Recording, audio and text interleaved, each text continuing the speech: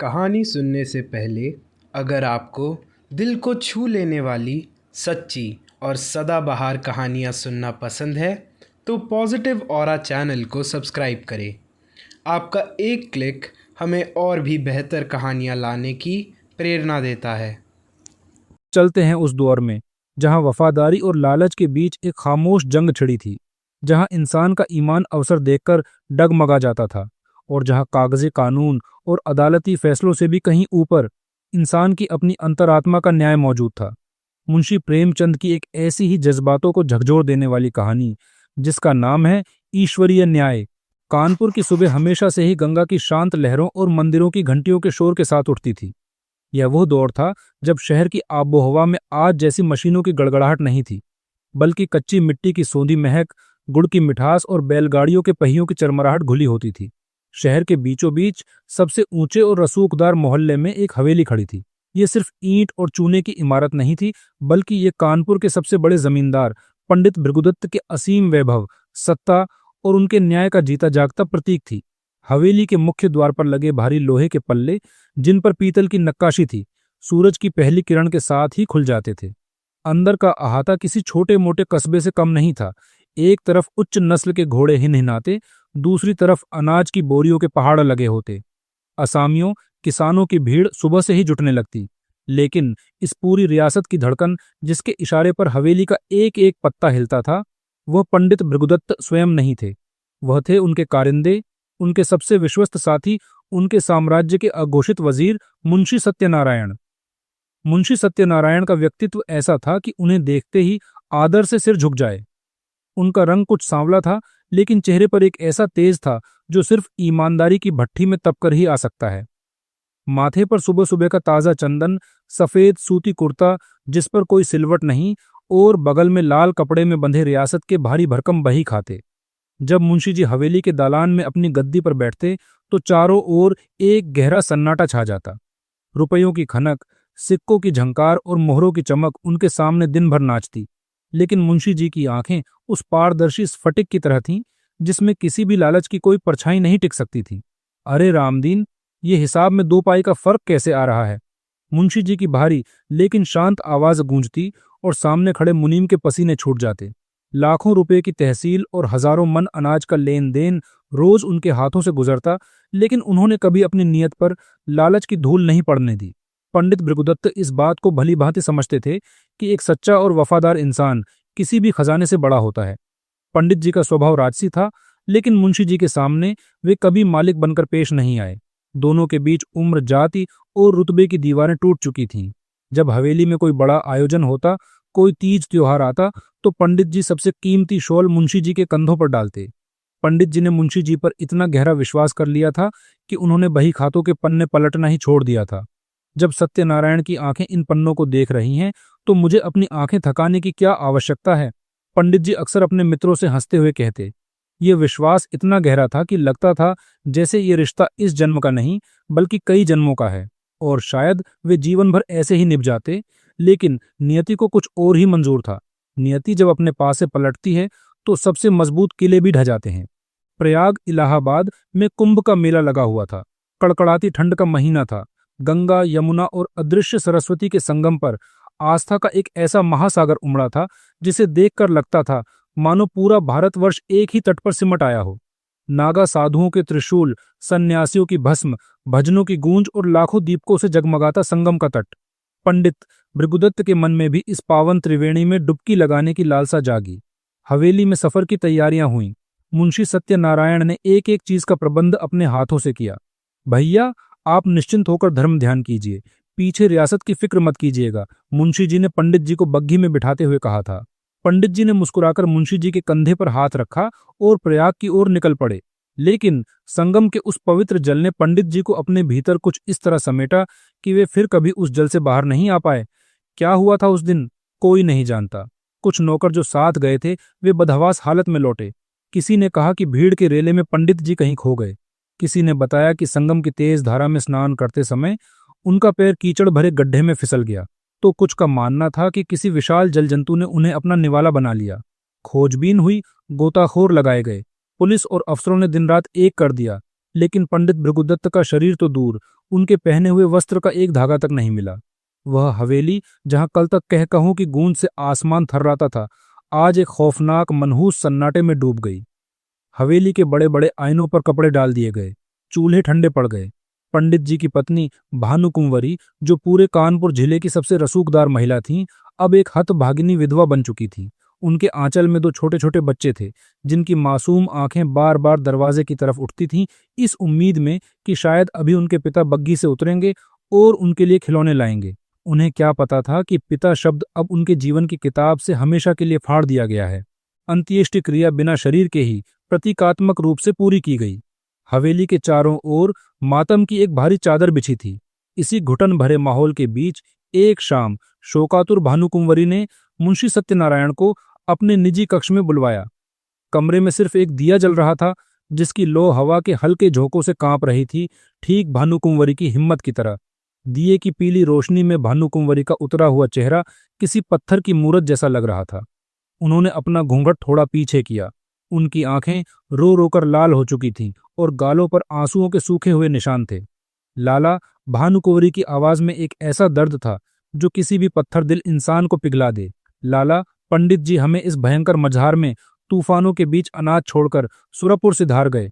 अब ये डूबती हुई नैया, ये विशाल रियासत, ये सिर्फ तुम ही पार लगाओगे तो लग सकती है। मुंशी सत्यनारायण सिर झुकाए खड़े थे। उनके होंठ कांप रहे थे और आंखों से आंसुओं की अविरल धारा बह रही थी। भानुकुंवरी ने अपने दोनों बच्चों को मुंशी जी के पैरों के पास कर दिया और फूट फूट कर रोते हुए बोली, ये सारी खेती, ये जमीन जायदाद, हवेली का ये वैभव, सब तुम्हारी ही मेहनत और तुम्हारे ही पसीने से सींचा गया है। मैं आज इसे पूरी तरह तुम्हारे ही कंधों पर छोड़ती हूँ। मेरे इन अनाथ बच्चों की ओर देखो लाला, आज से ये मेरे नहीं तुम्हारे बच्चे हैं, इन्हें अपनाओ। जब तक मेरे सुहाग जिंदा थे, तुमने हमेशा उन्हें अपना बड़ा भाई माना। मुझे ईश्वर से भी ज्यादा तुम पर विश्वास है कि तुम उसी वफादारी से इस हवेली की लाज बचाए रखोगे। यह सुनकर मुंशी सत्यनारायण अपने घुटनों के बल जमीन पर बैठ गए। उन्होंने बच्चों के सिर पर हाथ रखा और रुंधे हुए कांपते गले से बोले, भाभी जी, भैया क्या उठे, मेरे तो भाग्य की छत ही ढह गई। मैं तो एक मामूली मिट्टी का ढेला था, उन्होंने ही मुझे जमीन से उठाकर आसमान पर बिठाया और इंसान बनाया। मैं उन्हीं का नमक खाकर जिया हूं और आज इस दिए की लो की कसम खाता हूं कि उन्हीं की चाकरी में अपनी जान भी दे दूंगा। मुंशी जी ने आंसुओं को पोंछते हुए आगे कहा, आप अपने मन में रत्ती भर भी चिंता न करें, मैं जीते जी आपकी सेवा से मुंह नहीं मोड़ दूंगा। बस आप मुझ पर एक छोटी सी कृपा कीजिएगा। अब हवेली का माहौल बदल गया है, कारिंदे और नौकर चालाक हैं, मेरी पकड़ कमजोर न होने पाए, इसलिए मैं जिस किसी की शिकायत करूं उसे आप अपनी तरफ से डांट दीजिएगा, वरना ये लोग मेरे सिर चढ़ जाएंगे और रियासत को खा जाएंगे। इस हृदय विदारक घटना के बाद कई साल गुजर गए। समय बड़े से बड़े घाव को भर देता है, लेकिन जिम्मेदारियां इंसान को कभी रुकने नहीं देती। मुंशी सत्यनारायण ने अपने वादे को पूरी निष्ठा और कठोरता से निभाया।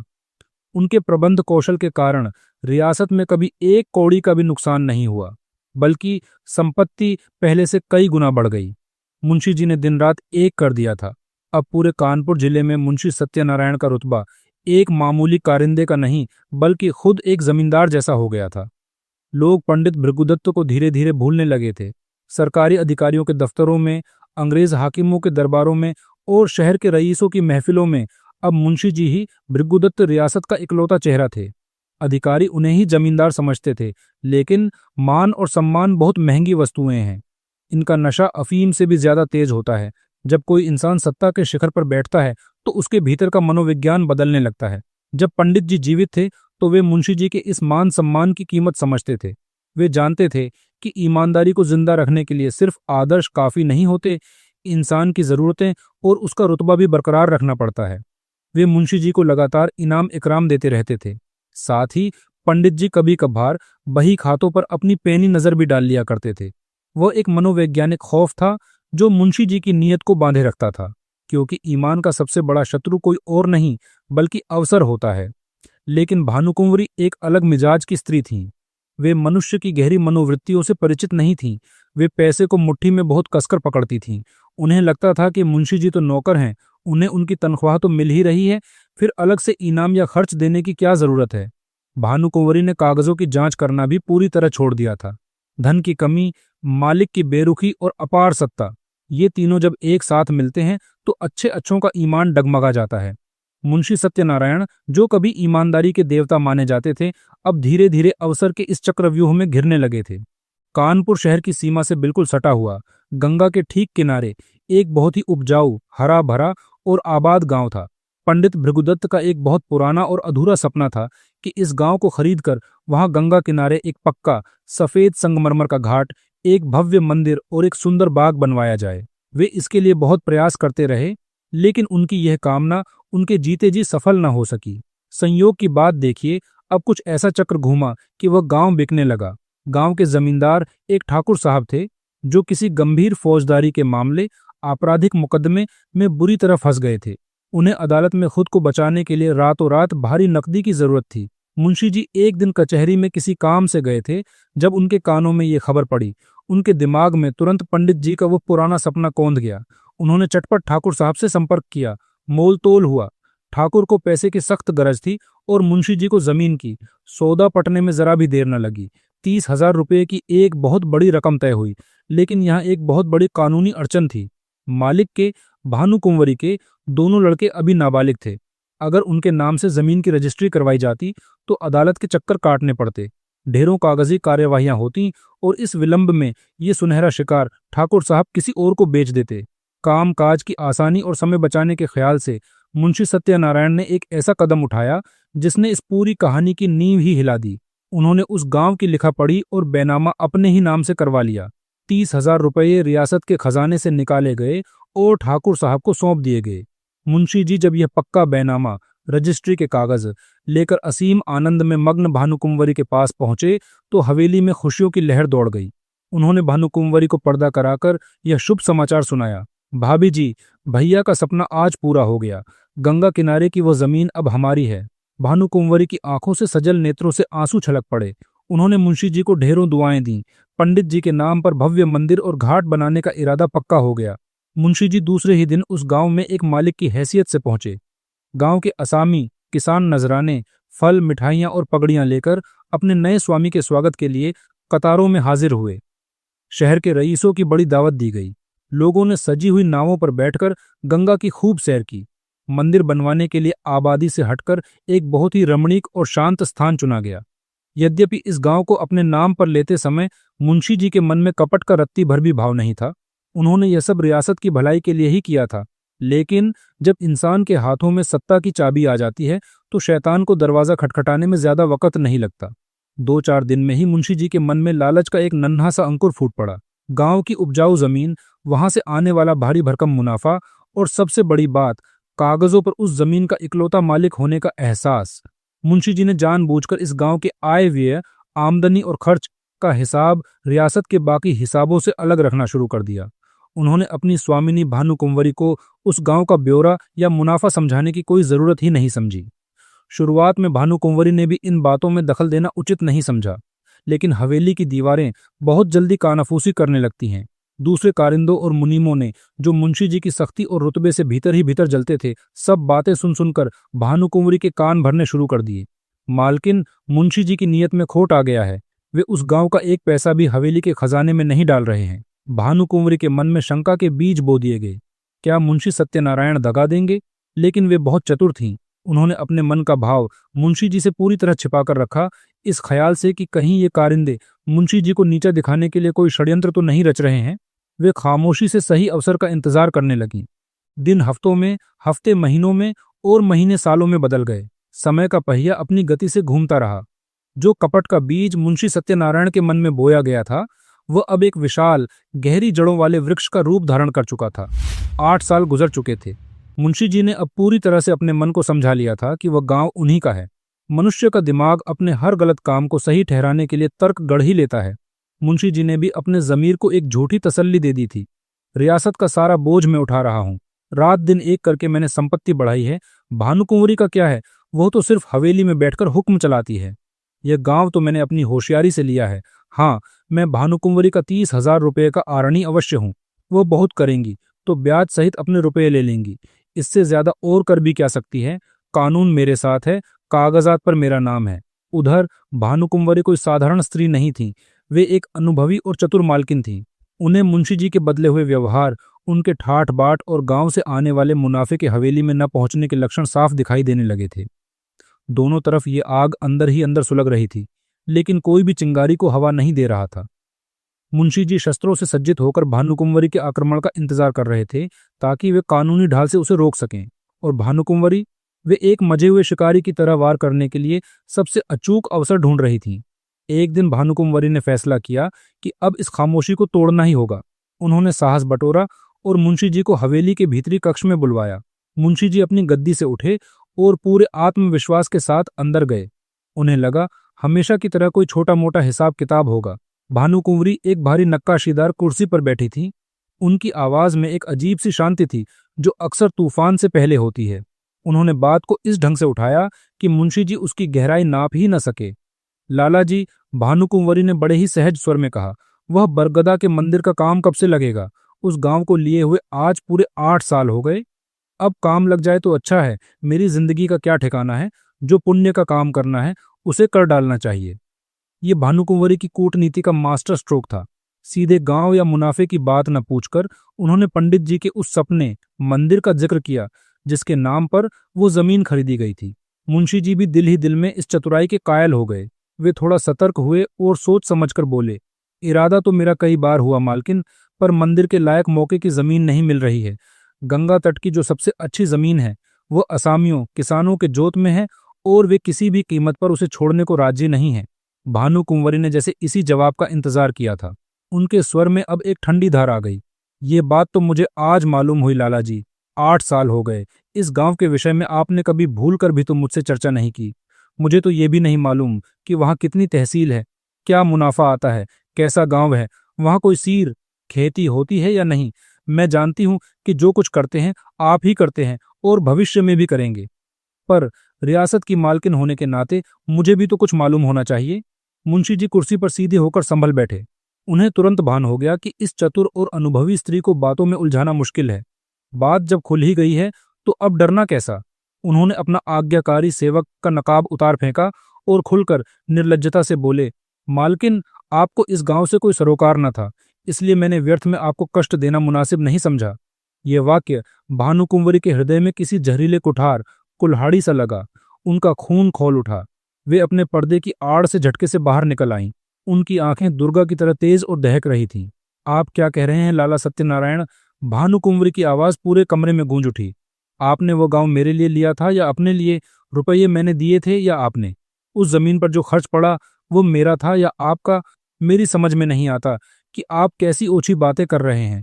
मुंशी जी ने बिल्कुल ठंडे और शातिर दिमाग से जवाब दिया, यह तो आप भली भांति जानती हैं कि गांव कानूनी तौर पर मेरे नाम से बना हुआ है।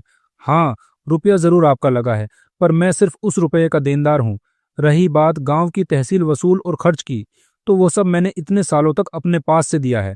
उसका हिसाब किताब आय व्यय सब मैं अलग रखता गया हूं। भानुकुंवरी क्रोध से कांपने लगी। उनका पूरा शरीर थरथरा रहा था। जिस इंसान पर उन्होंने आंखें बंद करके भरोसा किया था, वो आज उनकी आंखों के सामने उनके अनाथ बच्चों का भविष्य निगल रहा था। इस कपट का फल आपको अवश्य मिलेगा सत्यनारायण, भानुकुंवरी ने चीखते हुए कहा। आप इस निर्दयता से मेरे छोटे छोटे बच्चों का गला नहीं काट सकते।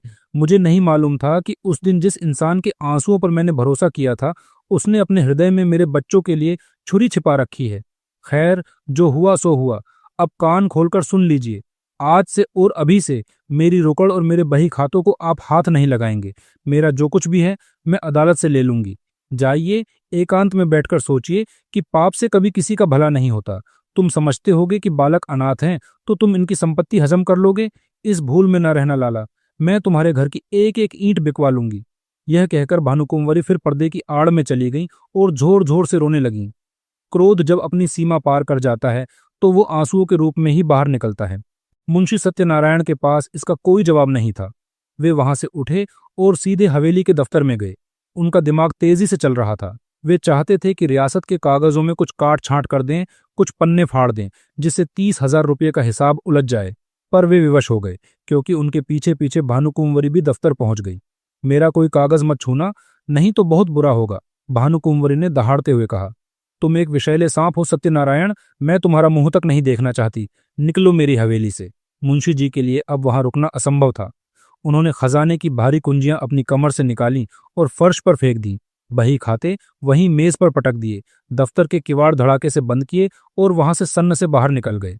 उन्होंने कपट की आग में हाथ तो डाल दिया था, लेकिन उन्हें उस आग से खेलने का मंत्र नहीं आता था। एक बहुत बड़ी भूल उनसे हो गई थी। वे अपने बचाव का सबसे बड़ा सबूत, हवेली के वे बही खाते, वहीं छोड़ आए थे। मुंशी जी के हवेली से निकाले जाने की खबर जंगल की आग की तरफ फैल गई।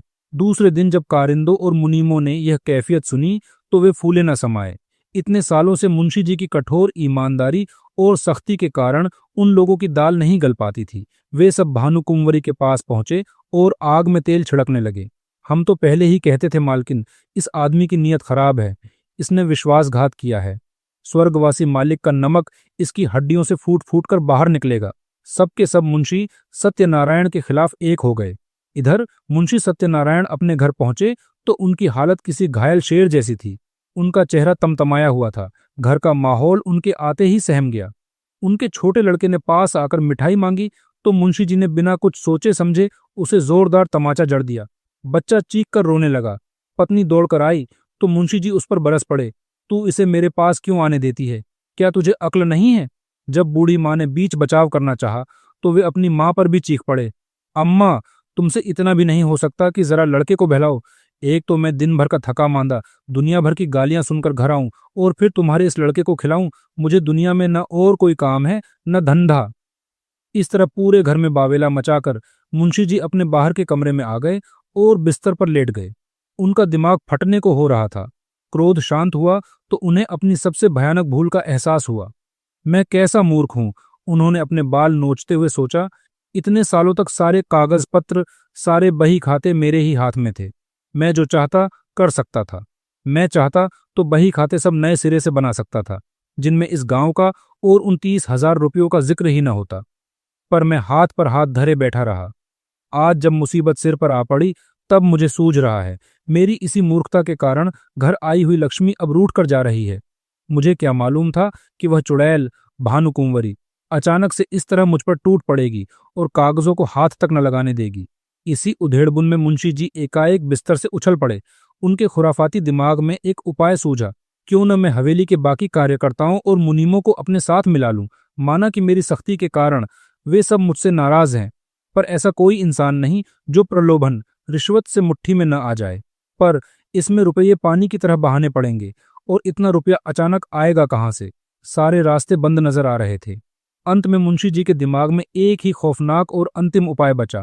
बस अब एक ही रास्ता है, किसी तरह हवेली के दफ्तर में घुसकर उन कागजात और बही खातों को ही गुम कर दूं।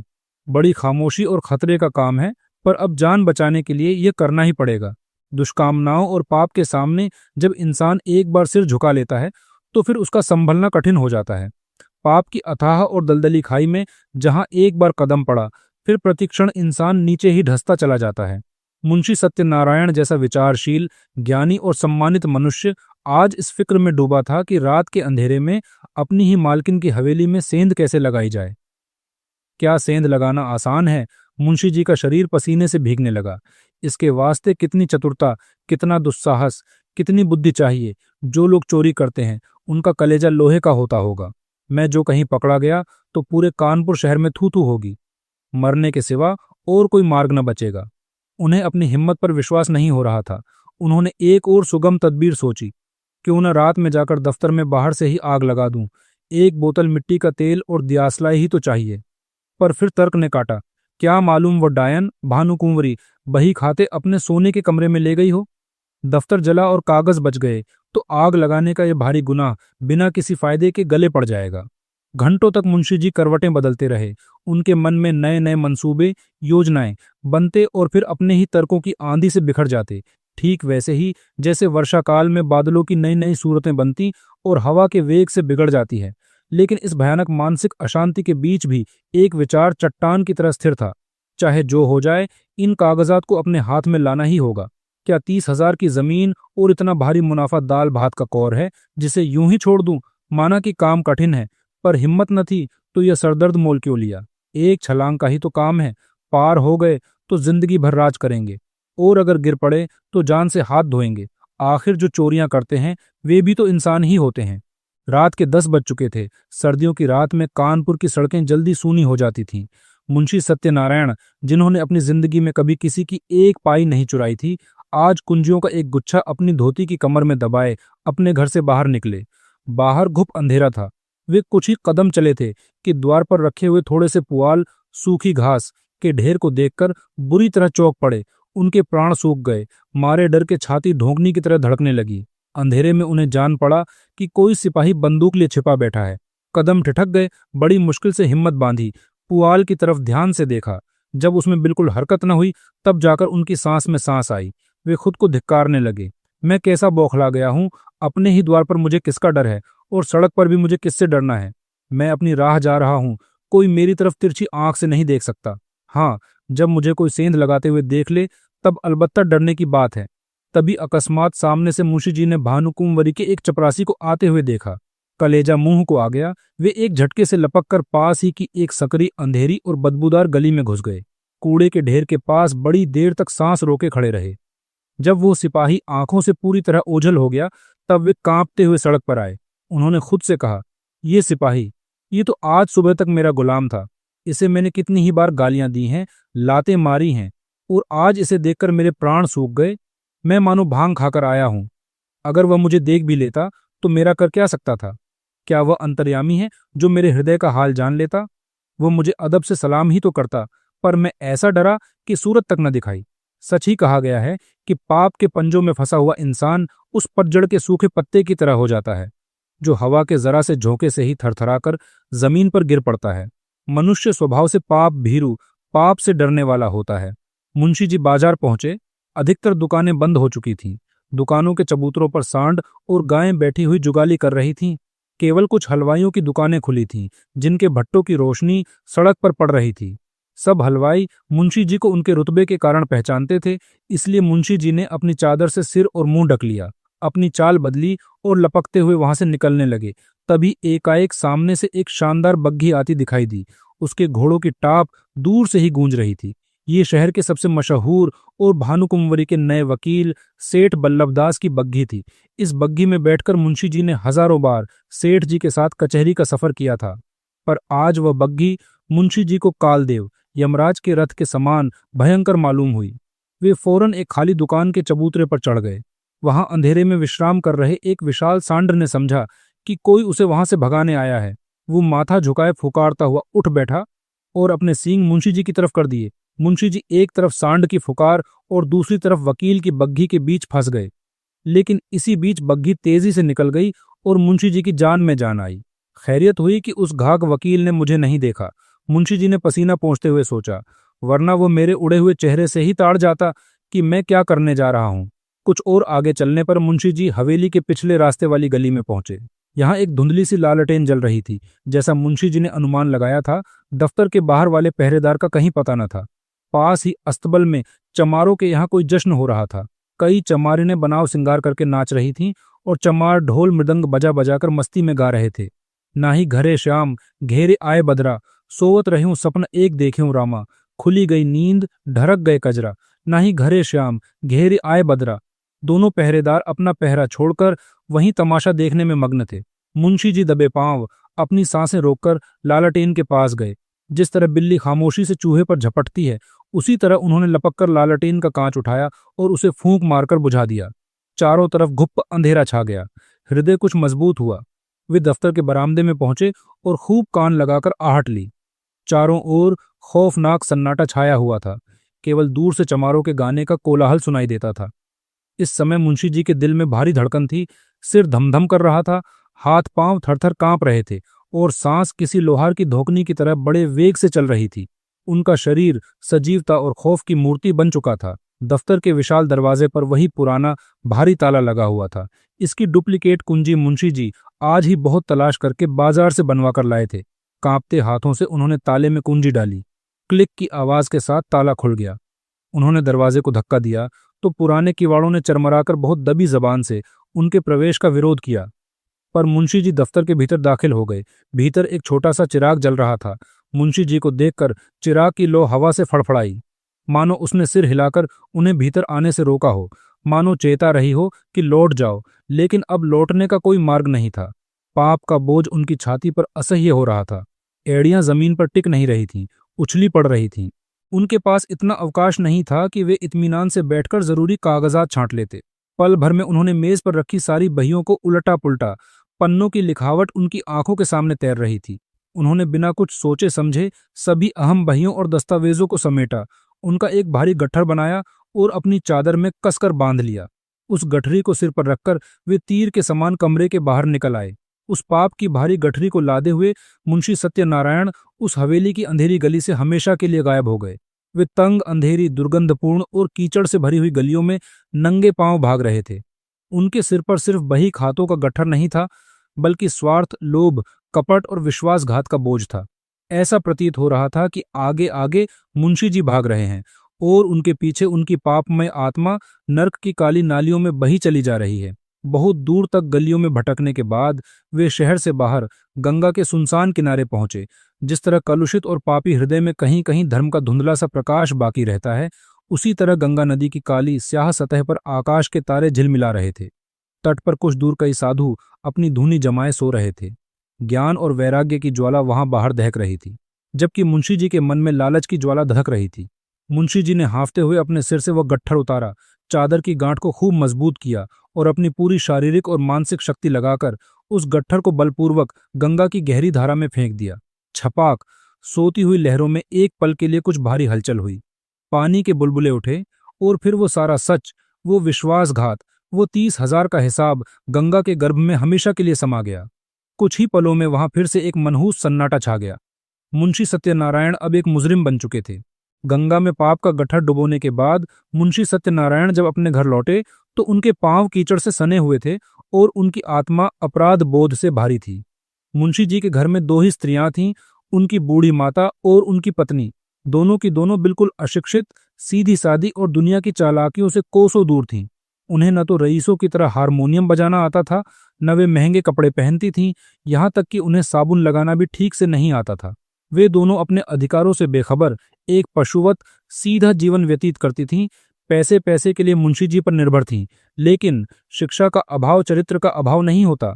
किताबी ज्ञान न होने के बावजूद धर्म और अधर्म की पहचान उन दोनों के खून में रची बसी थी। मुंशी जी ने घर में घुसते ही अपनी बूढ़ी माँ के पास जाकर रूखी आवाज में कहा, अम्मा, अब जो होना था सो हो गया। भानुकुंवरी ने मुझे जवाब दे दिया है, नौकरी से निकाल दिया है। बूढ़ी माँ के हाथ से पूजा की माला छूट गई। उन्होंने घबराकर पूछा, जवाब दे दिया? पर क्यों बेटा? भानुकुंवरी का मिजाज तो ऐसा न था। क्या तूने कुछ? मेरा कोई कसूर नहीं है अम्मा। मुंशी जी ने बात काटते हुए अपनी सफाई पेश की। बात कुछ नहीं थी। मैंने अपने नाम से जो गांव लिया था उसे मैंने अब पूरी तरह अपने अधिकार में कर लिया है। कल मुझसे और मालकिन से साफ साफ बातें हुई। मैंने डंके की चोट पर कह दिया कि गांव मेरा है, मैंने अपने नाम से लिया है, उसमें तुम्हारा कोई हक नहीं। बस वो डायन बिगड़ गई। जो मुंह में आया बकती रही और मुझे निकाल दिया। धमका रही थी कि मुकदमा करेगी। करने दो मुकदमा, एक नहीं 1000 मुकदमे चलाए, डिग्री जीत मेरी ही होगी। गांव पर मेरा कब्जा है। पास ही खड़ी पत्नी ने अपनी सास की तरफ एक मर्मांतक, दिल चीर देने वाली दृष्टि से देखा, फिर धीरे से डरते डरते बोली, क्यों भैया, वह गांव लिया तो तुमने उन्हीं के रुपयों से था ना, और उन्हीं के वास्ते लिया था। मुंशी जी झल्ला उठे, लिया था तब लिया था, अब मुझसे इतना आबाद और मालदार गांव नहीं छोड़ा जाता। वो मेरा कुछ नहीं बिगाड़ सकती। 150 गांव तो पहले ही हैं उसके पास, तब भी हवस नहीं मिटती। बूढ़ी माँ की आंखों से आंसू छलक पड़े, उनका शरीर कांपने लगा। बेटा, उन्होंने भर्राए गले से कहा, किसी के पास धन ज्यादा होता है तो वह उसे सड़क पर थोड़े ही फेंक देता है। तूने अपनी नीयत बिगाड़ी है मेरे लाल, ये अच्छा काम नहीं किया। दुनिया तुझे क्या कहेगी, और दुनिया चाहे कुछ कहे या ना कहे, क्या तुझे ऐसा करना शोभा देता है? जिसकी गोद में तू इतने दिन पला, जिसका इतने सालों तक तूने नमक खाया, आज उसी के अनाथ बच्चों से दगा कर रहा है। माँ ने अपने आंसू पोंछते हुए आगे कहा, भगवान ने तुझे क्या नहीं दिया था? मजे से खाते थे, पहनते थे, घर में 4 पैसे थे, बाल बच्चे हैं, और क्या चाहिए इंसान को? मेरा कहना मान सत्यनारायण, इस कलंक का काला टीका अपने माथे पर मत लगा। ये अपयश मत ले, बरकत अपनी ईमानदारी की कमाई में होती है। हराम की कौड़ी कभी नहीं फलती बेटा, वो घर को जलाकर राख कर देती है। लेकिन लालच के जहर ने मुंशी जी के कानों पर पर्दा डाल दिया था। वे निर्लज्जता से बोले, ऐसी किताबी बातें बहुत सुन चुका हूं मैं। अगर दुनिया इन आदर्शों पर चलने लगे तो सारे काम धंधे बंद हो जाएं। मैंने इतने दिनों तक उनकी सेवा की, मेरी ही मेहनत से रियासत में 4-5 नए गांव बढ़ गए। जब तक पंडित जी जिंदा थे, मेरी नीयत का मान था। मुझे कुछ मांगने की जरूरत न पड़ती थी। उन्हें मरे 8 साल हो गए, पर मैं कसम खाकर कहता हूं कि मेरी वजह से हवेली की हजारों रुपये की बचत होती थी। क्या उस मुसम्मात विधवा को इतनी भी अक्ल न थी कि जो बेचारा इतनी ईमानदारी से काम कर रहा है, उसे भी मुनाफे में से कुछ हिस्सा दे, इनाम कहकर ही दे देती। उसने तो समझ लिया था कि मुझे 20 रुपये महीने पर खरीद लिया है। मुंशी जी का चेहरा लाल हो गया था। वे हाँफते हुए बोले, अब मुझे ये अवसर मिला है तो इसे क्यों छोड़ूं? क्या जमींदार बनने की लालसा ले ले ही मर जाऊं? जब तक जीऊंगा खुद चैन से खाऊंगा, और मेरे मरने के बाद मेरे बच्चे रईसों की तरह चैन उड़ाएंगे। बूढ़ी माँ की आंखों में निराशा का गहरा अंधकार छा गया। बेटा, मैंने तेरे मुंह से ऐसी नीच बातें कभी नहीं सुनी थी। तुझे क्या हो गया है? तेरे आगे भी छोटे छोटे बाल बच्चे हैं। इस पाप की आग में हाथ मत डाल। तभी पत्नी ने, जिसमें कभी मुंशी जी के सामने बोलने की हिम्मत नहीं होती थी, आज सास की ओर देखकर दृढ़ता से कहा, अम्मा जी, हमको ऐसा पाप का धन नहीं चाहिए। हम अपनी सूखी दाल रोटी में ही मग्न हैं।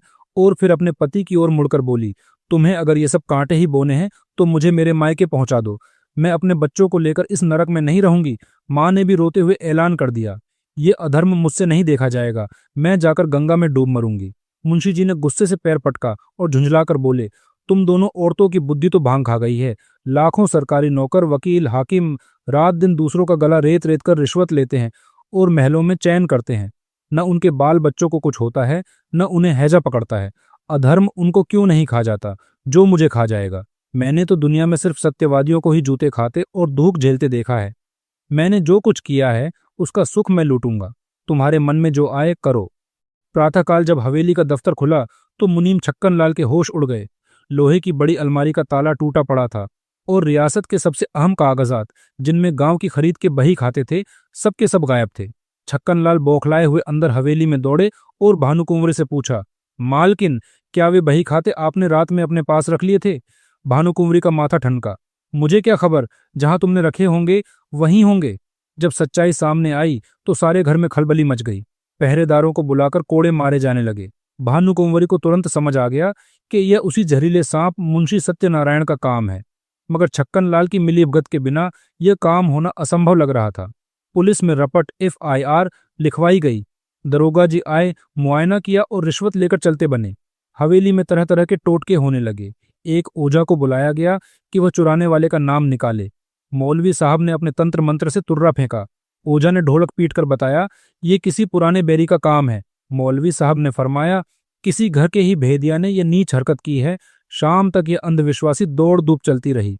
जब यह हंगामा शांत हुआ तो हवेली के दीवान खाने में सलाह होने लगी कि अब इन कागजात के बिना मुकदमा कैसे लड़ा जाए। पक्ष तो पहले ही से निर्बल था, क्योंकि रजिस्ट्री मुंशी के नाम थी। जो कुछ बल था वो सिर्फ उन्हीं बही खातों का था जिनमें 30,000 का हिसाब दर्ज था। अब तो वे सबूत भी हाथ से गए। दावे में अब कोई जान ही नहीं बची थी। वकील सेठ बल्लभदास को जब यह दुर्घटना मालूम हुई तो उन्होंने साफ कह दिया, मालकिन, अब दावे में जरा भी दम नहीं है। केवल अनुमान और तर्कों के भरोसे हम अदालत नहीं जीत सकते। अदालत सबूत मांगती है। अदालत ने माना तो माना, नहीं तो हार माननी पड़ेगी और बहुत बेइज्जती होगी। बेहतर है कि समझौता कर लें। लेकिन एक क्षत्राणी का खून इतना जल्दी हार नहीं मानता। भानुकुंवर ने अपनी आंखें तरेरते हुए कहा, बला से हार जाएंगे, लेकिन हमारी चीज कोई हमारे मुंह के सामने से छीन ले तो हमारा धर्म है कि हम उससे अपनी आखिरी सांस तक लड़ें। बिना लड़े हथियार डाल देना और हार कर बैठ रहना कायरों का काम है। मैं समझौता हरगिज नहीं करूंगी। भानुकुंवर ने एक न मानी। उन्होंने सेठ जी को हटाकर लखनऊ और इलाहाबाद से 2 सबसे होशियार और महंगे बैरिस्टर बुलवाए और इसी के साथ कानपुर की अदालत में उस सदी का सबसे चर्चित मुकदमा शुरू हो गया। मुकदमा शुरू होने के दिन कानपुर की दीवानी अदालत में ऐसा नजारा था मानो कोई भारी मेला लगा हो। सारे शहर में इस मुकदमे की चर्चा थी। हजारों आदमियों की भीड़ अदालत के बाहर और भीतर जमा हो जाती थी। लोगों के इस भारी खिंचाव का मुख्य कारण यह भी था कि भानुकुंवरी, जो कभी हवेली के बाहर नहीं निकली थीं, एक घने पर्दे की आड़ में बैठी हुई अदालत की पूरी कार्रवाई खुद देखा करती थीं। उन्हें अब अपने किसी भी नौकर या वकील पर जरा भी विश्वास नहीं रहा था। पहले दिन वादी भानुकुंवरी के बैरिस्टर ने अपनी जिरह शुरू की। उसने कोई कानूनी पेच लड़ाने के बजाय एक बहुत ही मार्मिक और दिल को चीर देने वाली वक्तृता भाषण दी। उसने मुंशी सत्यनारायण की पूर्वावस्था का ऐसा सजीव चित्र खींचा कि अदालत में बैठे लोग भावुक हो उठे। माय लॉर्ड, बैरिस्टर ने गूंजती हुई आवाज में कहा, जरा इस आदमी के इतिहास पर गौर कीजिए। ये कैसे स्वामी भक्त, कैसे कार्यकुशल और कैसे कर्मशील थे। स्वर्गवासी पंडित भृगुदत्त का इन पर पूर्ण विश्वास था। लेकिन देखिए कैसे एक इंसान लालच में अंधा होकर नीचता की सारी हदें पार कर जाता है। बैरिस्टर ने अपनी आवाज को और भारी करते हुए कहा, मानव पतन का ऐसा करुण, ऐसा हृदय विदारक उदाहरण मिलना कठिन है। कैसे शोक और लज्जा की बात है कि जो मनुष्य पूरे शहर में अपनी ईमानदारी का ढोंग रचता था, वो इतना गिर गया कि अपने ही मृत स्वामी के अनाथ और मासूम बालकों की गर्दन पर छुरी चलाने में उसे जरा भी संकोच न हुआ।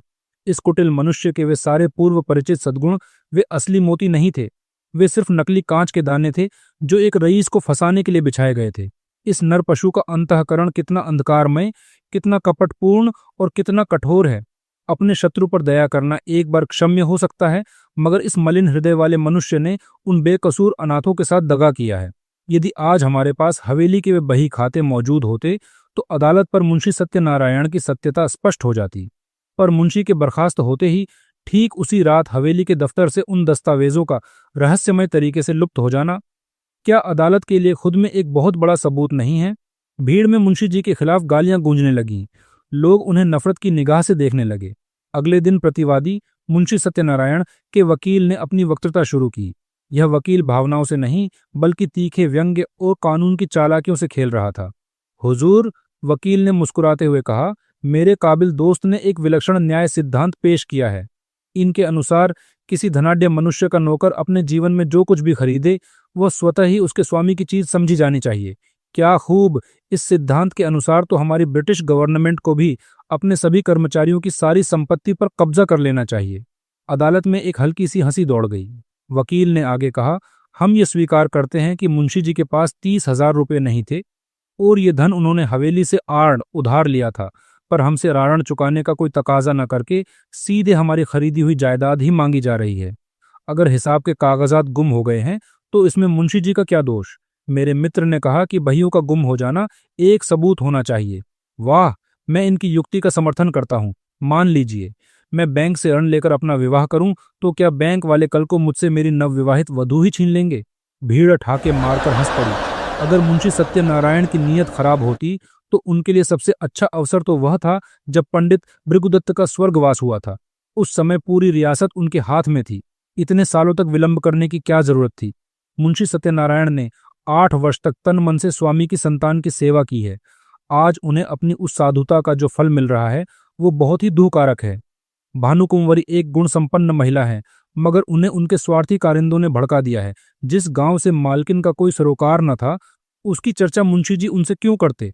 अगर मैं सरकारी नौकर हूं और रोज दफ्तर जाकर अपने घर के खर्चों का पचड़ा गाने लगूं, तो क्या मुझे पागल खाने नहीं भेज दिया जाएगा? इस दमदार बहस और इसके बाद पेश हुए कई गवाहों, जिन्होंने मुंशी जी को गांव के असामियों से लगान लेते देखा था, ने पासा पलट दिया। संध्या हो चुकी थी। मुंशी जी कानूनी रूप से ये बातचीत जीत चुके थे। अदालत ने ऐलान किया कि वो ठीक 1 सप्ताह बाद अपना अंतिम फैसला सुनाएगी। सत्यनारायण को अब अपनी जीत में रत्ती भर भी संदेह नहीं था। वादी पक्ष के बैरिस्टर की सारी दलीलें कानूनी सबूतों के अभाव में हवा हो चुकी थीं। मुंशी जी अब कानूनी तौर पर पूरे 30,000 के गांव के अकेले मालिक बनने वाले थे।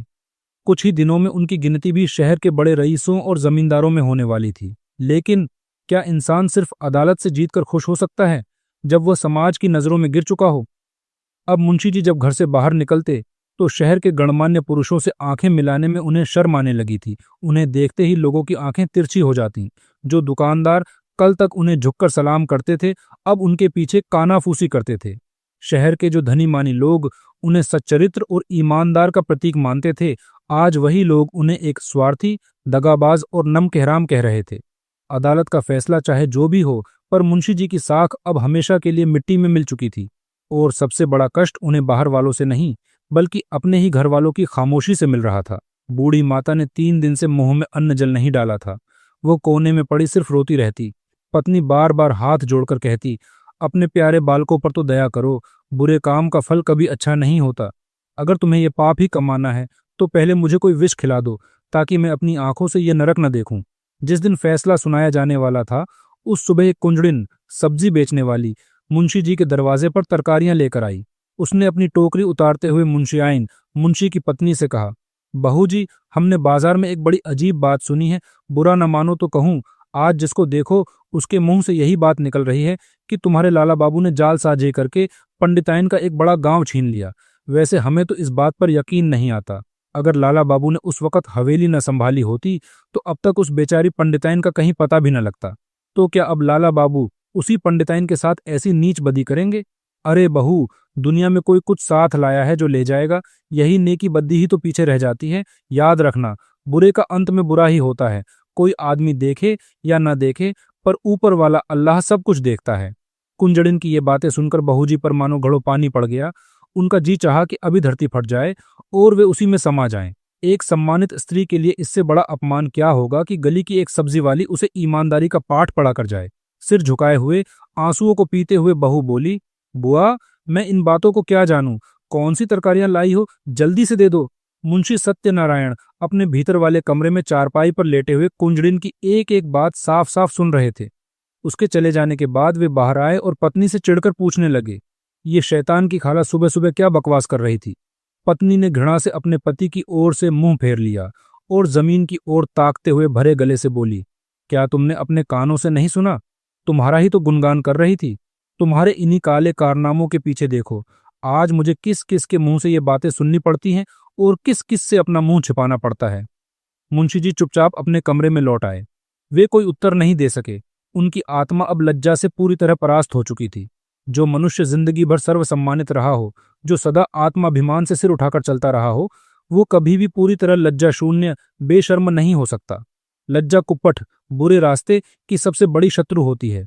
मुंशी जी सोचने लगे, मैंने तो सोचा था कि इस काम को मैं इतनी गुप्त रीति से कर लूंगा कि किसी को कानो कान खबर न होगी। कागज भी मैंने गंगा में बहा दिए कि कोई सबूत न रहे, पर मेरा मनोरथ सिद्ध नहीं हुआ। अदालत का फैसला मुझे इस भारी लोक निंदा से नहीं बचा सकेगा।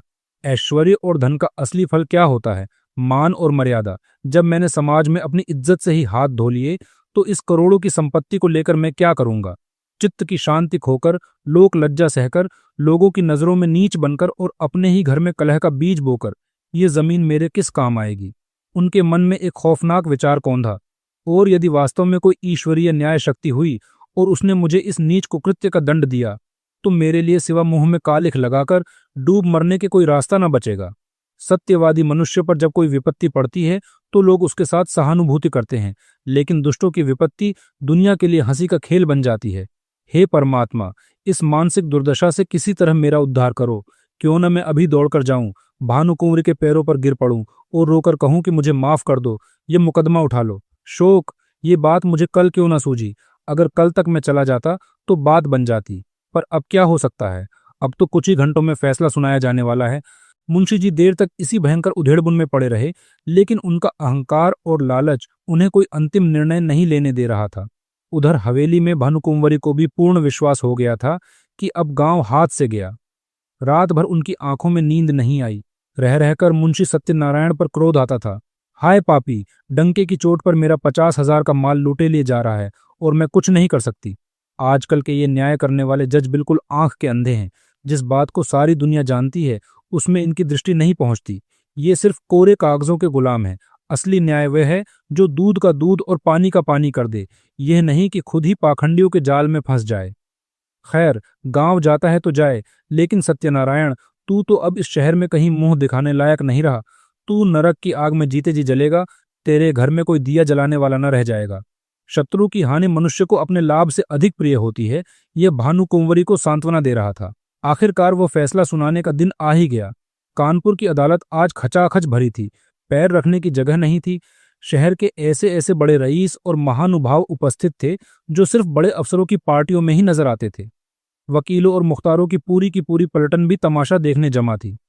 नियत समय पर एक भारी खामोशी के बीच जज साहब ने अपने इजलास आसन को सुशोभित किया। विस्तृत न्याय भवन में ऐसा सन्नाटा छा गया कि सुई गिरने की भी आवाज सुनी जा सके। अहलमद क्लर्क ने एक संदूक से तजबीज फैसले का कागज निकाली और जज साहब की मेज पर रखी। लोग उत्सुक होकर एक एक कदम और आगे खिसक गए। मुंशी सत्यनारायण का दिल जोरों से धड़क रहा था। जज ने अपना चश्मा ठीक किया, कागज पर नजर दौड़ाई और एक सपाट आवाज में फैसला सुनाया। पर्याप्त साक्ष्यों सबूतों के अभाव में मुद्दई भानुकुंवरी का दावा खारिज किया जाता है। विवादित संपत्ति पर प्रतिवादी मुंशी सत्यनारायण का ही कानूनी अधिकार माना जाएगा। दोनों पक्ष अपना अपना खर्च स्वयं सह लें। यद्यपि फैसला वही था जिसका सबको अनुमान था, तथापि जज के मुंह से इसे सुनकर पूरे हॉल में एक भारी हलचल सी मच गई। लोगों के चेहरों पर निराशा थी। उदास और उदासीन भाव से फैसले पर कानाफूसी करते हुए लोग धीरे धीरे कमरे से बाहर निकलने लगे। मुंशी सत्यनारायण कानूनी तौर पर विजयी हो चुके थे। वे अरबपति बन गए थे। तभी एकाएक एक ऐसी घटना घटी जिसने इतिहास का रुख मोड़ दिया। भानुकुंवरी, जो अब तक अदालत के एक कोने में पर्दे की आड़ में बैठी थीं, अपने चेहरे पर घूंघट निकाले सीधे इजलास जज के आसन के ठीक सामने आकर खड़ी हो गईं। जो लोग बाहर जा रहे थे वे वहीं ठिठक कर लौट पड़े।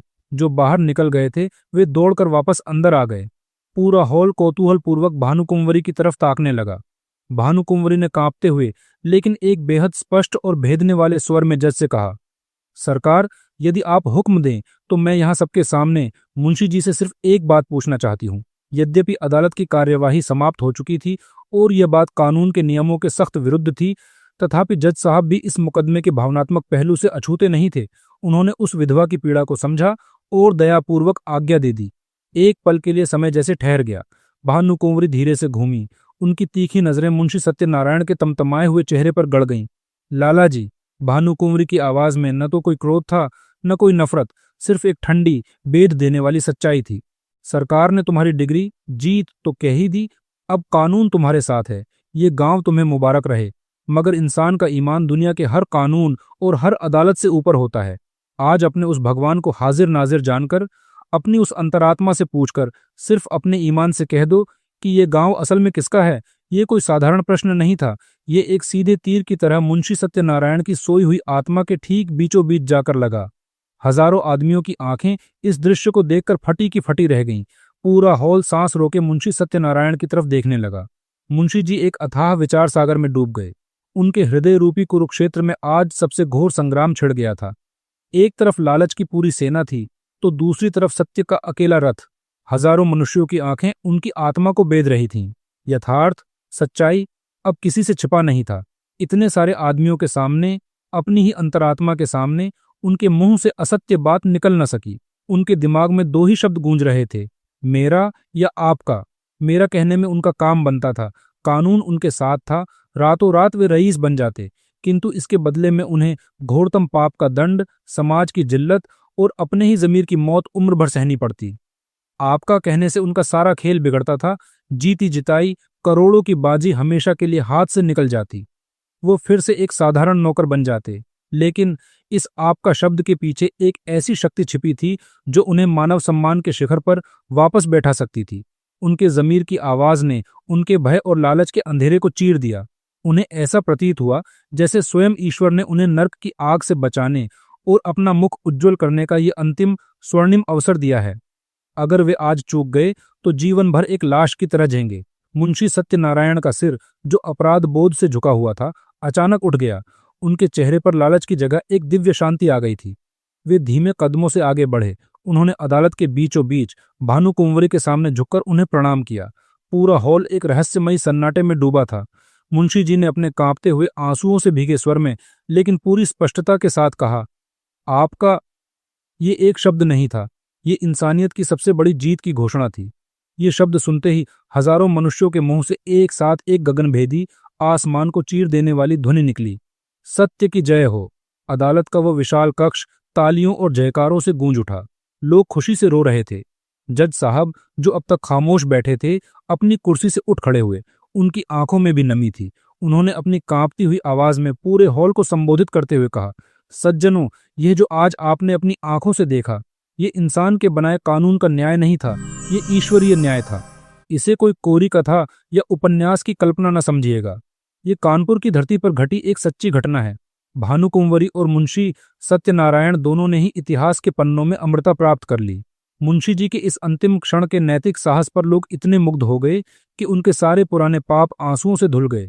मानवीय न्याय, अदालत पर अंतरात्मा के ईश्वरीय न्याय ने जो ये विलक्षण और अभूतपूर्व विजय पाई, उसकी चर्चा कानपुर ही नहीं बल्कि पूरे देश में महीनों तक होती रही।